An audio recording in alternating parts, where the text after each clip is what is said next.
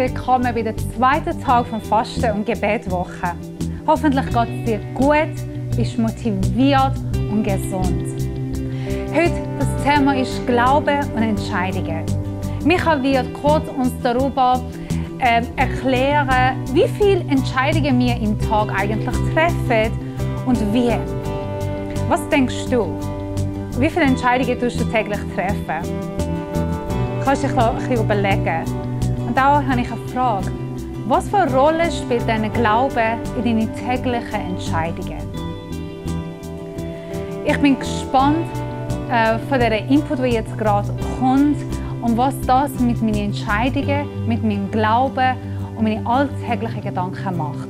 Lass uns zusammen die Input hören und danach werden wir in Actionplans und Devotional Time hineingehen und auch uns ein bisschen fordern, Entscheidungen mehr mit Glauben treffen.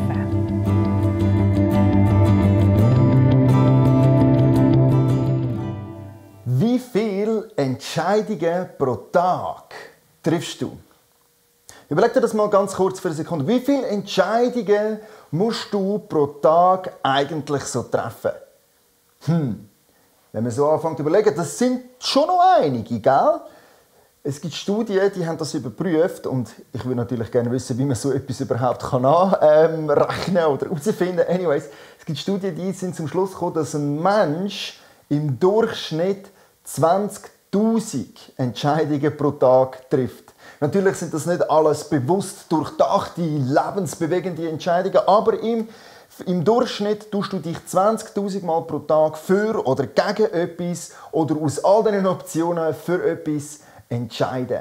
Das ist doch eine relativ grosse Zahl, wenn man sich das so mal überlegt. Und in dem heutigen Video geht es darum, an dem heutigen Tag in unserer Gebets- und Fastenwoche geht es um die Frage, wie kannst du Glauben und Entscheidungen zusammenbringen. Weil wenn man sich das nämlich so überlegt, müssen wir ja alle eingestehen, okay, 20'000 Entscheidungen pro Tag, da gibt es ein riesengroßes Potenzial für Glauben, um zur Entfaltung zu kommen.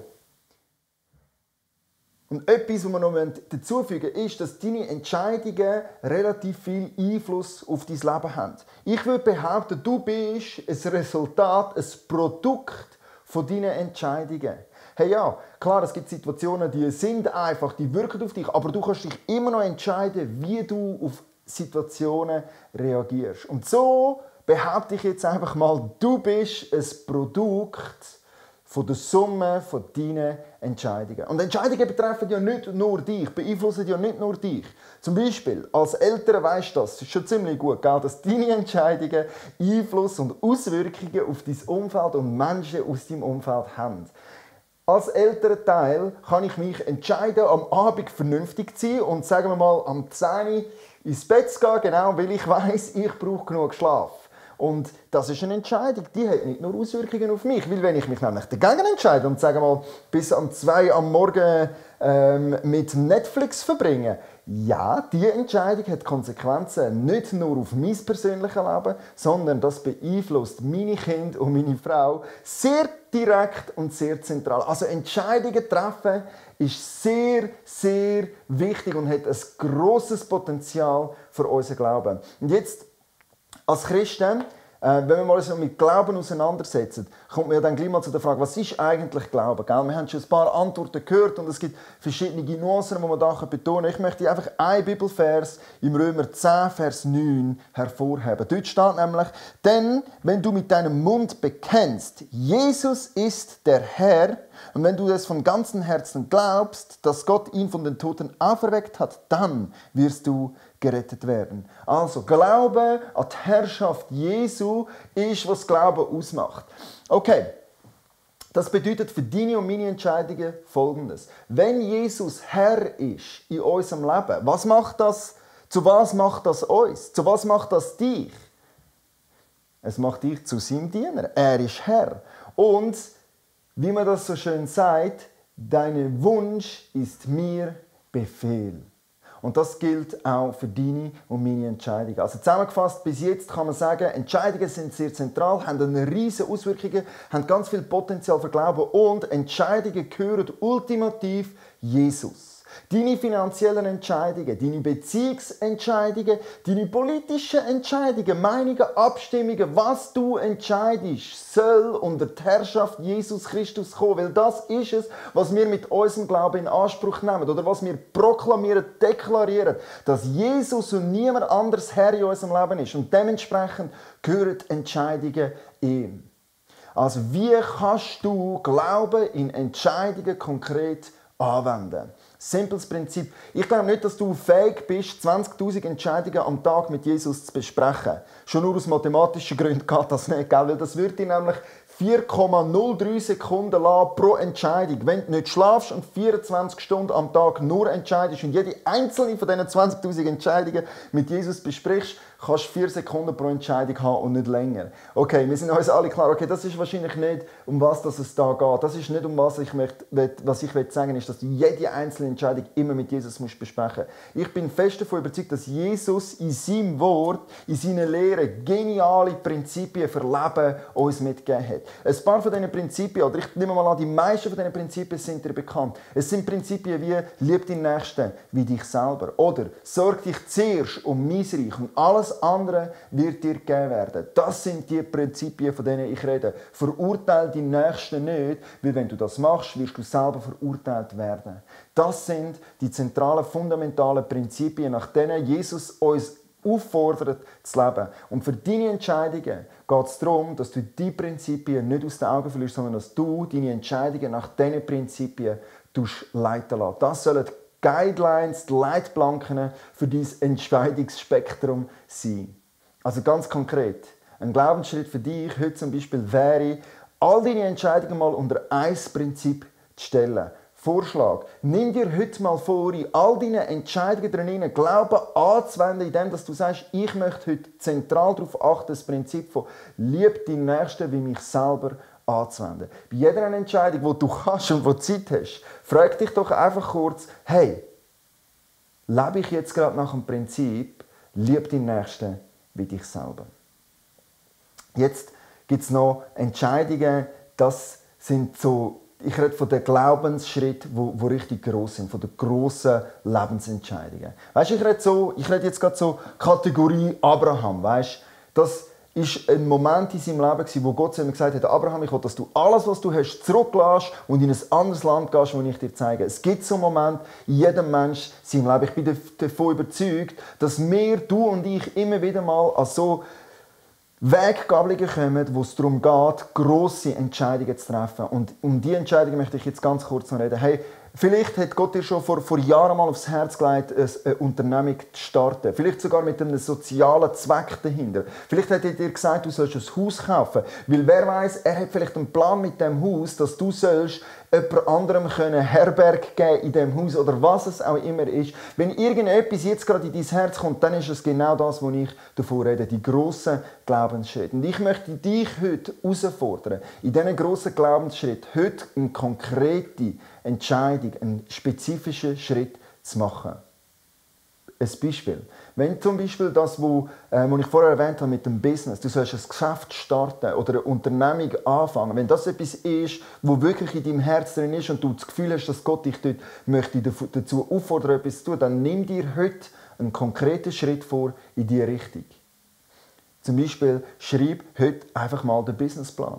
Oder wenn es dein Wunsch ist, schon immer mal war und du das Gefühl hast, Gott hat das wirklich in dich hineingelegt, ein Haus zu kaufen, dann geh heute zur Bank, mach ein drittes Säulenkonto auf und zahl einfach mal den vollen Betrag ein, auf das du dir selber zeigst, dass du einen konkreten Glaubensschritt gemacht hast und dass du an diesen grossen Sachen möchtest festheben und Jesus auch in diesen Punkten gehorsam sein. Und hey, vielleicht erinnerst du dich ja bei der nächsten Abstimmung noch an den Input von mir heute. Wie wäre es, wenn du das Abstimmungskuvert auch mal unter die Herrschaft Gottes würdest bringen? Indem dass du die Abstimmungsunterlagen nimmst und dich fragst, Jesus, wie soll ich heute abstimmen? Ich glaube, unser Land würde massiv davon profitieren, wenn noch viel mehr Menschen entsprechend entscheiden würden. Insofern möchte ich dich jetzt segnen und in deinen Tag schicken. 20'000 Entscheidungen pro Tag. Wow.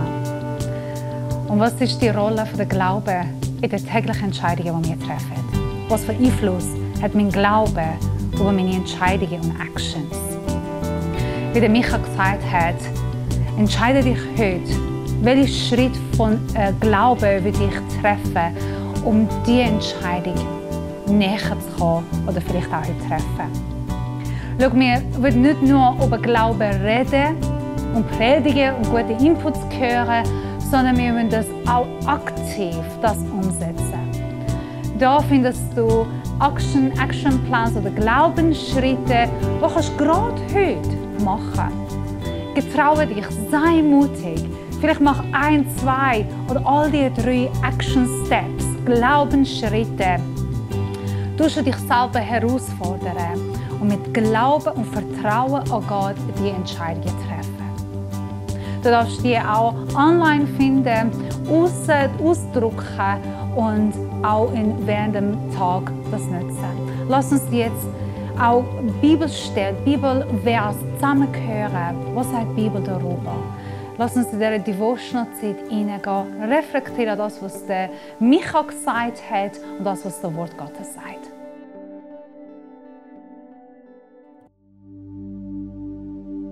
Und richtet euch nicht nach den Maßstäben dieser Welt, sondern lasst die Art und Weise, wie ihr denkt, von Gott erneuern und euch dadurch umgestalten, sodass ihr prüfen könnt, ob etwas Gottes Wille ist,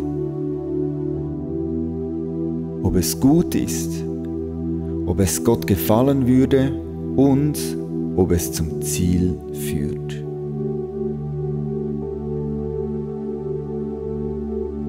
Römer 12, Vers 2.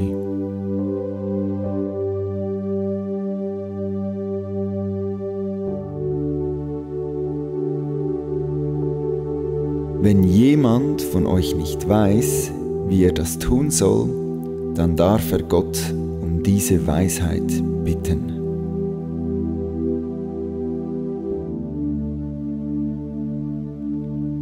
Er wird sie ihm ohne weiteres geben und ihm deshalb keine Vorwürfe machen, denn er gibt allen gern.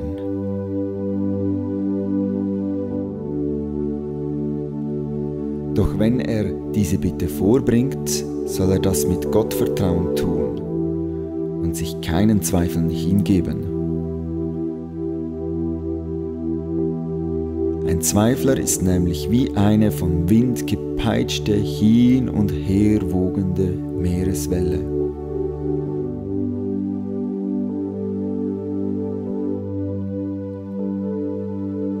Ein solcher Mensch kann nicht erwarten, etwas von Gott zu empfangen. Er ist in sich gespalten und unbeständig in allem, was er unternimmt.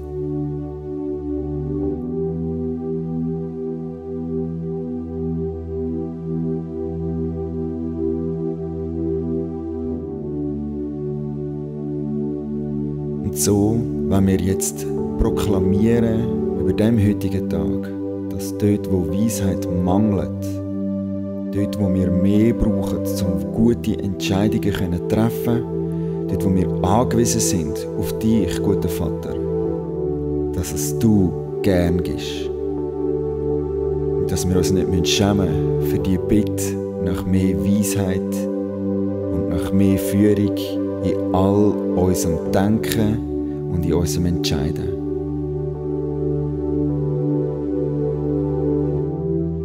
Wir glauben und halten fest, heute in diesem Gebet, dass du, guter Vater, unser Denken umgestalten, so dass wir immer mehr in deine Bahnen denken, auf dass wir zum Ziel kommen.